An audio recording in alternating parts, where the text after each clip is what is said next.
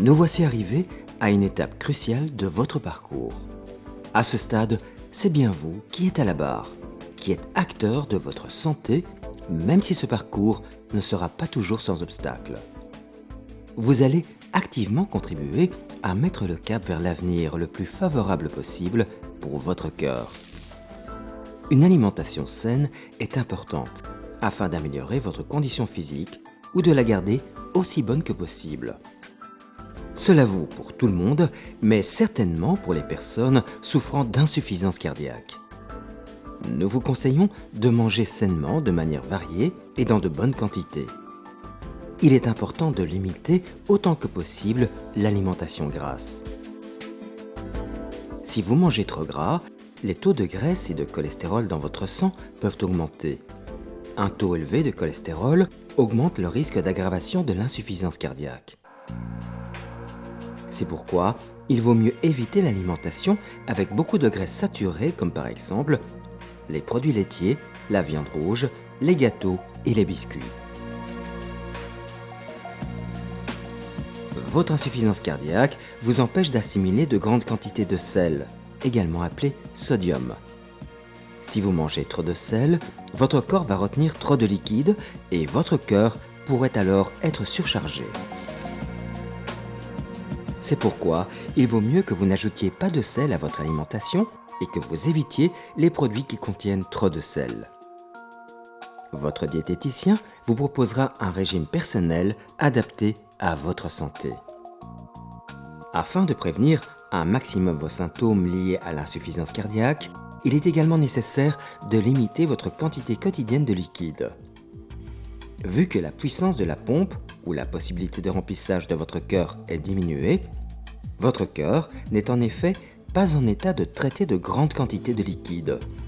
Votre corps garde donc le liquide excédentaire et c'est pourquoi la limitation de liquide est importante. Votre médecin ou votre infirmière peut vous conseiller la quantité de liquide que vous pouvez boire par jour. Pour la plupart des personnes souffrant d'insuffisance cardiaque, il s'agit de 1 à 1,5 litre. D'autre part, faites bien attention à ne pas boire moins d'1 litre par jour, car votre corps peut se déshydrater et vos reins peuvent être endommagés. Il est très important d'arrêter de fumer pour votre cœur. Le tabac cause un rétrécissement des artères de votre corps, ainsi qu'un rétrécissement des artères qui vont vers votre cœur. Les symptômes liés à l'insuffisance cardiaque deviennent plus importants à cause du tabac. L'arrêt du tabac a des conséquences immédiatement positives pour votre corps. Il n'est donc jamais trop tard pour arrêter de fumer. Il existe différentes manières pour vous aider à arrêter de fumer. Demandez de l'aide à votre médecin ou à votre infirmière.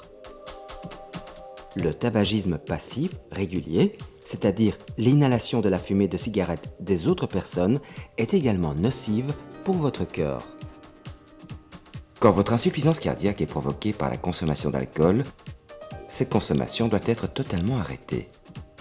Une amélioration des symptômes liés à l'insuffisance cardiaque peut apparaître suite à cela.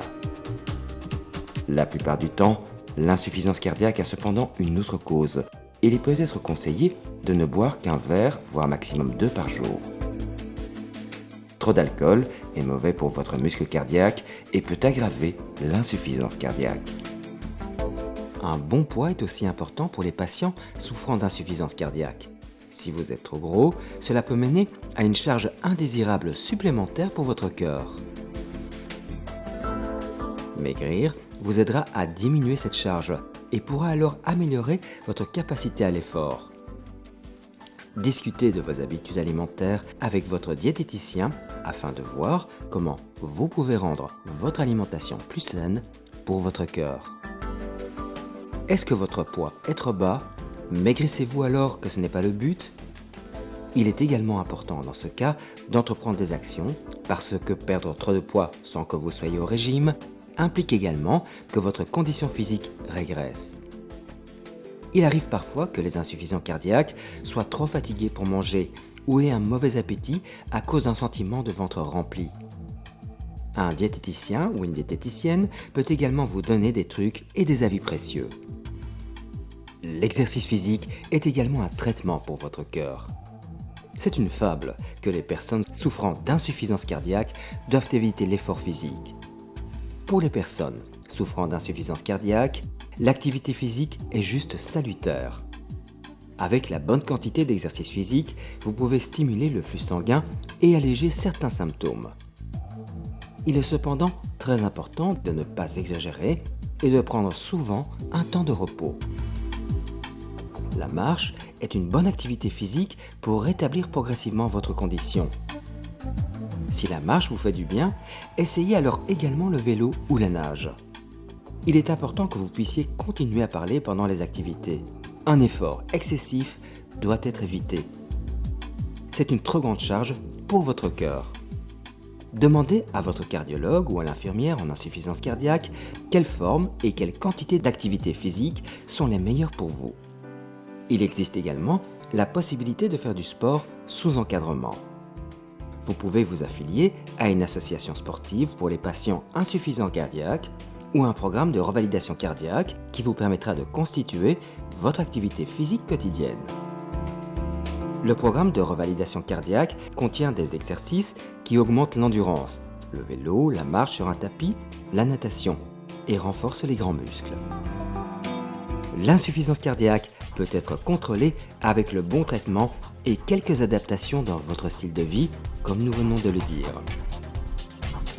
Il est cependant important que vous teniez à l'œil vos symptômes et que vous les enregistriez car une aggravation de l'insuffisance cardiaque se développe progressivement la plupart du temps. Votre médecin peut vous conseiller de mesurer régulièrement votre pression artérielle et votre pouls à la maison.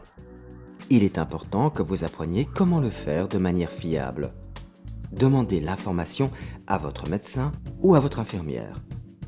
Vous pouvez garder les résultats de la mesure de votre pression artérielle et de votre pouls dans un journal. Vous pouvez également noter tous les jours comment vos symptômes cardiaques évoluent et comment votre poids change. Même si votre poids s'est stabilisé, il est également conseillé de vous peser tous les jours, de préférence après les urines du matin et avant le petit déjeuner.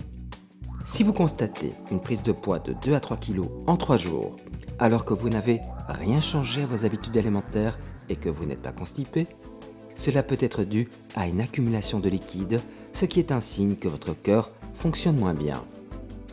Avertissez alors aussi vite que possible votre médecin.